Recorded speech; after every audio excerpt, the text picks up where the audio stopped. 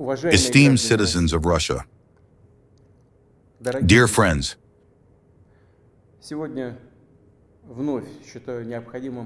today, once again, I consider it necessary to return to the tragic events taking place in Donbass and to the key issues of ensuring the security of Russia itself. I will begin with what I spoke about in my address of February 21st of this year. This concerns what causes us particular concern and anxiety. Those fundamental threats that, year after year, step by step, are crudely and brazenly being created by irresponsible politicians in the West with regard to our country. I am referring to the expansion of the NATO bloc to the east, the bringing of its military infrastructure closer to Russia's borders. It is well known that for 30 years we have persistently and patiently tried to reach agreements with the leading NATO countries on the principles of equal and indivisible security in Europe. In response to our proposals, we constantly encountered either cynical deception and lies or attempts at pressure and blackmail. While the North Atlantic Alliance, meanwhile, despite all our protests and concerns, has been steadily expanding. The military machine is moving and, I repeat, is approaching our borders at close range. Why is all this happening? Where does this impudent manner of speaking from a position of one's own exclusivity, infallibility, and permissiveness come from? Where does this dismissive, contemptuous attitude toward our interests and absolutely legitimate demands come from? The answer is clear. Everything is understandable and obvious. The Soviet Union weakened in the late 1980s of the last century and then collapsed altogether. The entire course of the events that were taking place then is a good lesson for us today as well. It convincingly showed that paralysis of power, of will, is the first step toward complete degradation and oblivion. It was enough for us then to lose self-confidence for some time, and that was it. The balance of forces in the world turned out to be disrupted. This led to the fact that former treaties and agreements are, in effect, no longer in force. Persuasion and requests do not help. Everything that does not suit the hegemon, those in power, is declared archaic, outdated, unnecessary. And conversely, everything that seems advantageous to them is presented as the ultimate truth, pushed through at any cost, brazenly, by all means. Those who disagree are broken over the knee. What I am talking about now concerns not only Russia and does not cause concern only for us. It concerns the entire system of international relations, and at times even the United States' own allies.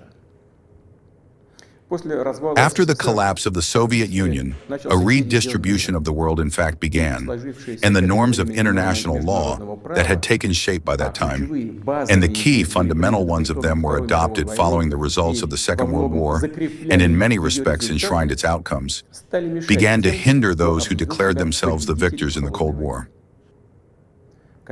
Of course, in practical life, in international relations, in the rules governing them, it was necessary to take into account changes in the situation in the world and in the balance of forces itself. However, this should have been done professionally, smoothly, patiently, with consideration for and respect of the interests of all countries, and with an understanding of one's responsibility. But no, there was a state of euphoria from absolute superiority, a kind of modern form of absolutism, and moreover against the background of a low level of general culture and the arrogance of those who prepared, adopted, and pushed through decisions beneficial only to themselves. The situation began to develop according to a different scenario. There is no need to look far for examples. First, without any authorization from the UN Security Council, they carried out a blood-soaked military operation against Belgrade. using aviation and missiles right in the very center of Europe. Several weeks of continuous bombings of peaceful cities and of life-supporting infrastructure. One has to recall these facts because some Western colleagues do not like to remember those events. And when we speak about this, they prefer to point not to the norms of international law, but to circumstances which they interpret as they see fit. Then it was the turn of Iraq, Libya, and Syria. The illegitimate use of military force against Libya, the distortion of all the UN Security Council's decisions on the Libyan issue, led to the complete destruction of the state, to the emergence of a huge hotbed of international terrorism, to the country's plunge into humanitarian catastrophe, into the abyss of a many-year civil war that has not ceased to this day. The tragedy to which hundreds of thousands, millions of people were condemned not only in Libya, but throughout this entire region, gave rise to a mass migratory exodus from North Africa and the Middle East to Europe. A similar fate was prepared for Syria as well. The combat actions of the Western coalition on the territory of this country, without the consent of the Syrian government and without authorization from the UN Security Council, are nothing other than aggression, intervention. However, a special place in this series is occupied, of course, by the invasion of Iraq, also without any legal grounds. As a pretext, they chose allegedly reliable information possessed by the United States about the presence in Iraq of weapons of mass destruction. As proof of this, publicly, before the eyes of the entire world, the U.S. Secretary of State shook some test tube with white powder, assuring everyone that this was precisely the chemical weapon being developed in Iraq. And then it turned out that all of this was fabrication, a bluff. There was no chemical weapon in Iraq. Incredible, astonishing, but the fact remains a fact. There was lying at the highest state level and from the high rostrum of the UN. And as a result, enormous casualties, destruction, and an incredible surge of terrorism. In general, the impression is forming that practically everywhere, in many regions of the world, where the West comes to establish its order, what remains in the end are bloody, unhealing wounds, ulcers of international terrorism and extremism. Everything I have said is the most egregious, but far from the only, examples of disregard for international law. In this same series are the promises to our country not to expand NATO eastward by a single inch. I repeat, they deceived us, and speaking in plain language, they simply threw us over.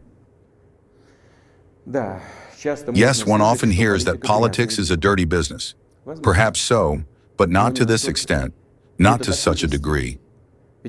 After all, such card-sharper behavior contradicts not only the principles of international relations, but above all the generally recognized norms of morality and ethics. Where then are justice and truth here? There is nothing but outright lies and hypocrisy. By the way, American politicians, political scientists, and journalists themselves write and say that in recent years, a real empire of lies has been created inside the United States. It is hard not to agree with this. That is how it is. But there is no need to be modest. The United States is, after all, a great country, a system-forming power. All of its satellites not only meekly and obediently nod along and sing its praises on every occasion, but also copy its behavior and enthusiastically accept the rules it proposes. Therefore, with full justification, one can confidently say that the entire so-called Western Bloc, formed by the United States in its own image and likeness, the whole of it in its entirety, is precisely that very empire of lies. As for our country, after the collapse of the Soviet Union, despite the unprecedented openness of the new modern Russia, its readiness to work honestly with the United States and other Western partners, and under conditions of what was in fact unilateral disarmament, they immediately tried to squeeze us, finish us off, and destroy us once and for all. That is exactly how it was in the 1990s and in the early 2000s. when the so-called collective West most actively supported separatism and bands of mercenaries in the south of Russia. What sacrifices, what losses all of this cost us then? What trials we had to go through before we finally broke the backbone of international terrorism in the Caucasus. We remember this and will never forget it. Yes, in fact, up until very recently, attempts did not cease to use us for their own interests, to destroy our traditional values and impose on us their pseudo-values, which would corrode us, our people, from within. Those attitudes that they are already aggressively implanting in their own countries and which directly lead to degradation and degeneration, since they contradict human nature itself. This will not happen. Never, and no one has ever succeeded in this, nor will it succeed now. Despite everything, in December 2021, we nevertheless once again made an attempt to reach agreement with the United States and its allies on the principles of ensuring security in Europe and on NATO's non-expansion. Everything was in vain. The U.S. position does not change. They do not consider it necessary to reach agreements with Russia on this issue, which is key for us. Pursuing their own goals, they disregard our interests. And of course, in this situation, a question arises for us. What should be done next? What should we expect? We know well from history how, in 1940 and in the early part of 1941 of the last century, the Soviet Union, in every possible way, sought to prevent or at least delay the outbreak of war. For this purpose, among other things, it tried literally until the very last moment not to provoke a potential aggressor, did not carry out or postpone the most necessary, obvious actions to prepare to repel an inevitable attack. And those steps that nevertheless were eventually taken were already catastrophically late. As a result, the country turned out to be unprepared to meet, at full strength, the invasion of Nazi Germany, which attacked our motherland without a declaration of war on June 22, 1941. The enemy was stopped and then crushed, but at a colossal cost. The attempt to appease the aggressor on the eve of the Great Patriotic War proved to be a mistake that cost our people dearly. In the very first months of the fighting, we lost enormous, strategically important territories and millions of people. We will not allow such a mistake a second time. We have no right to do so. Those who lay claim to world domination publicly, with impunity, and I emphasize, without any grounds whatsoever, declare us, Russia, to be their enemy. They do indeed possess today great financial, scientific, technological, and military capabilities. We know this and objectively assess the threats in the economic sphere that are constantly voiced against us, just as we assess our own capabilities to withstand this brazen and permanent blackmail. I repeat, we assess them without illusions, in an extremely realistic manner. As for the military sphere, modern Russia, even after the collapse of the Soviet Union and the loss of a significant part of its potential, is today one of the most powerful nuclear powers in the world, and moreover, possesses certain advantages in a number of the newest types of weaponry. In this regard, no one should have any doubts that a direct attack on our country would lead to defeat and terrible consequences for any potential aggressor. At the same time, technologies, including defensive ones, are changing rapidly. Leadership in this field passes and will continue to pass from hand to hand, but the military development of territories adjacent to our borders, if we allow this to happen, will remain for decades ahead and perhaps forever, and will create for Russia a constantly growing, absolutely unacceptable threat. Already now, as NATO expands to the east, the situation for our country is becoming worse and more dangerous with each passing year. Moreover, in recent days, the NATO leadership has directly spoken about the need to accelerate, to force the advance of the alliance's infrastructure toward Russia's borders. In other words, they are tightening their position. We can no longer simply observe what is happening. That would be absolutely irresponsible on our part. The further expansion of the infrastructure of the North Atlantic Alliance and the beginning of the military development of the territories of Ukraine are unacceptable for us.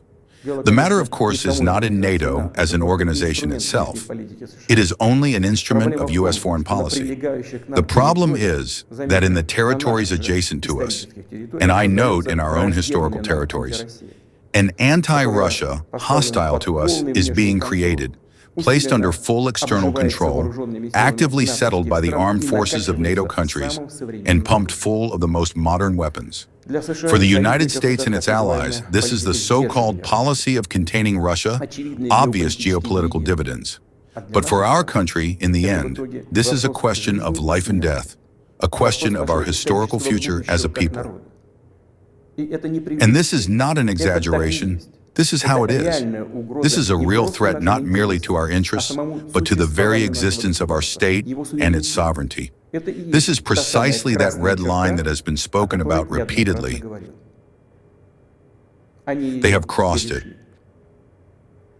In this regard about the situation in Donbass as well, we see that the forces which carried out a coup d'etat in Ukraine in 2014 seized power and are holding it with the help of, in essence, decorative electoral procedures, have definitively abandoned a peaceful settlement of the conflict. For 8 years, an endlessly long 8 years, we did everything possible so that the situation could be resolved by peaceful political means. All in vain. As I already said in my previous address, it is impossible to look without compassion at what is happening there. To endure all of this had already become simply impossible. It was necessary to immediately stop this nightmare. The genocide against the millions of people living there, who place their hopes only in Russia, hope only in us, in you and me. It was precisely these aspirations, feelings, and the pain of the people that became for us the main motive for making the decision to recognize the People's Republics of Donbass. What I consider important to additionally emphasize, the leading NATO countries, in order to achieve their own goals, fully support extreme nationalists and neo-Nazis in Ukraine, who in turn will never forgive the residents of Crimea and Sevastopol for their free choice, reunification with Russia. They will, of course, also move against Crimea, and moreover in the same way as against Donbass, with war in order to kill as punitive squads from bands of Ukrainian nationalists, accomplices of Hitler, killed defenseless people during the Great Patriotic War. They openly state as well that they lay claim to a whole number of other Russian territories. The entire course of developments and the analysis of incoming information show that a clash between Russia and these forces is inevitable. It is only a matter of time. They are preparing, they are waiting for a convenient moment. Now they are also laying claim to possession of nuclear weapons. We will not allow this.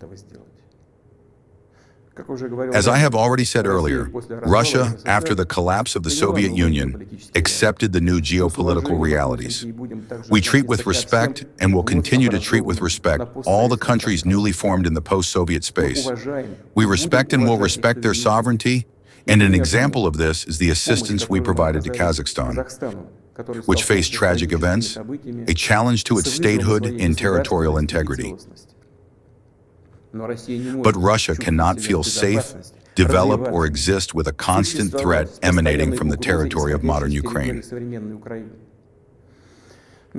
I will recall that in 2000 to 2005, we delivered a military rebuff to terrorists in the Caucasus, defended the integrity of our state, and preserved Russia. In 2014, we supported the residents of Crimea and Sevastopol. In 2015, we used the armed forces in order to put up a reliable barrier to the penetration of terrorists from Syria into Russia. We had no other way to protect ourselves. The same thing is happening now. You and I have simply been left with no other possibility to defend Russia and our people except the one that we will be forced to use today. The circumstances require decisive and immediate actions from us. The People's Republics of Donbass have appealed to Russia with a request for assistance. In this connection, in accordance with Article 51, Paragraph 7 of the UN Charter, with the authorization of the Federation Council of Russia, and in execution of the treaties of friendship and mutual assistance with the Donetsk People's Republic and the Lugansk People's Republic ratified by the Federal Assembly on February 22nd of this year, I have taken the decision to carry out a special military operation. Its goal is the protection of people who for 8 years have been subjected to abuse and genocide by the Kiev regime. And for this, we will strive for the demilitarization and denazification of Ukraine, as well as for bringing to trial those who committed numerous bloody crimes against civilians, including citizens of the Russian Federation. At the same time, our plans do not include the occupation of Ukrainian territories. We are not going to impose anything on anyone by force. At the same time, we hear that recently in the West, words are increasingly being voiced that documents signed by the Soviet totalitarian regime, which enshrined the results of the Second World War, should no longer be carried out. Well then, what is there to respond to this? The results of the Second World War, like the sacrifices made by our people on the altar of victory over Nazism, are sacred. But this does not contradict the high values of human rights and freedoms, proceeding from the realities that have developed today over all the post-war decades. Nor does it negate the right of nations to self-determination, enshrined in Article 1 of the UN Charter. I will recall that neither at the creation of the Soviet Union nor after the Second World War did anyone ever ask the people living in one or another territory that makes up modern Ukraine how they themselves wanted to arrange their lives. At the foundation of our policy is freedom, the freedom of choice for everyone to independently determine their future and the future of their children. And we consider it important that this right, the right of choice, can be exercised by all peoples living on the territory of today's Ukraine, all those who wish to do so. In this connection, I also address the citizens of Ukraine. In 2014, Russia was obliged to protect the residents of Crimea and Sevastopol from those whom you yourselves call Nazis. The Crimeans and the residents of Sevastopol made their choice to be with their historical motherland, with Russia, and we supported this. I repeat, we simply could not act otherwise. Today's events are not connected with a desire to infringe upon the interests of Ukraine and the Ukrainian people. They are connected with the defense of Russia itself from those who have taken Ukraine hostage and are trying to use it against our country and its people. I repeat, our actions are self-defense against the threats being created for us and against an even greater calamity than what is happening today.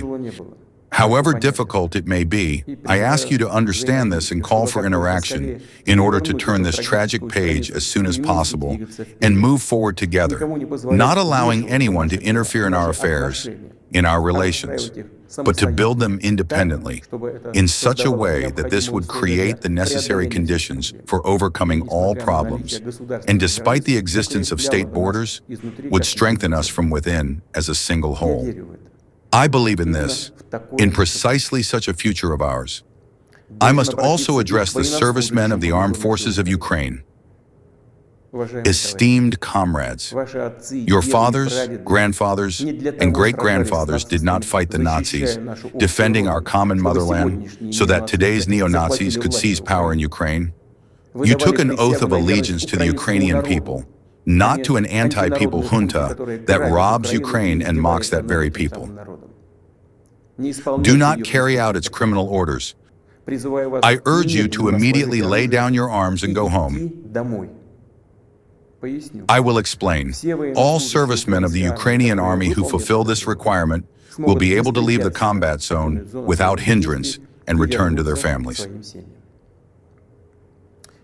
Once again, I will insistently emphasize, all responsibility for possible bloodshed will lie entirely and fully on the conscience of the regime ruling on the territory of Ukraine. Now, a few very important words for those who may be tempted to interfere in the events taking place from the outside. Whoever tries to hinder us, and even more so to create threats to our country, to our people, must know that Russia's response will be immediate and will lead you to consequences such as you have never encountered in your history. We are ready for any development of events. All the necessary decisions in this regard have been taken. I hope that I will be heard. Esteemed citizens of Russia, the well-being, the very existence of entire states and peoples, their success and vitality always take their origin from a powerful root system of their culture and values, the experience and traditions of their ancestors, and of course directly depend on the ability to quickly adapt to constantly changing life, on the cohesion of society, its readiness to consolidate, to gather together all forces in order to move forward. Strength is always needed, always, but strength can be of different quality. At the foundation of the policy of the empire of lies, which I spoke about at the beginning of my address, lies above all crude, straightforward force. In such cases, we say, there is strength, no mind is needed. And we know with you that true strength lies in justice and truth, which are on our side. And if this is so, then it is hard not to agree that it is precisely strength and readiness for struggle that lie at the foundation of independence and sovereignty, that constitute the necessary foundation on which alone one can reliably build one's future, build one's home, one's family, one's motherland. Esteemed compatriots, I am confident that soldiers and officers of the armed forces of Russia, devoted to their country, will professionally and courageously fulfill their duty. I have no doubt that all levels of authority will act in a coordinated and effective manner, as will specialists responsible for the stability of our economy, financial system, and social sphere, the leaders of our companies, and the entire Russian business community. I count on the consolidated patriotic position of all parliamentary parties and public forces. Ultimately, as has always been the case in history, the fate of Russia is in the reliable hands of our multinational people. And this means that the decisions taken will be implemented, the set goals will be achieved, and the security of our motherland will be reliably guaranteed. I believe in your support, in that invincible strength that our love for the fatherland gives us.